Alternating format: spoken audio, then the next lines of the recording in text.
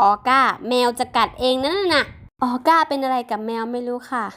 ออก้าชอบมากเลยนะหมากับแมวเนี่ยอาหารเช้าของหนูที่เซเว่นแซนด์วิชแฮมชีสกับช็อกโกแลตระหว่างที่หนูรอแซนด์วิชหนูก็กินช็อกโกแลตรอออก้าก็อมลูกอมฟันผุหมดแล้วนั่นอาหารเช้าออก้าก็คือนมอีกเหมือนเคยค่ะวันนี้แม่เสียบหลอดให้ออก้านั่งดูดเองเลยนะคะหลอดเปื่อยหมดเลยออก้าเลิกเรียนมาด้วยความร่าเริงค่ะเมื่อเช้าแม่ไม่ได้ถ่ายไว้เพราะว่าเดี๋ยวน้องร้องตามแม่เลยต้องรีบออกมารับออก้าเสร็จแล้วก็มารับเอวาต่อเลยจ้ากลับบ้านกันจ้า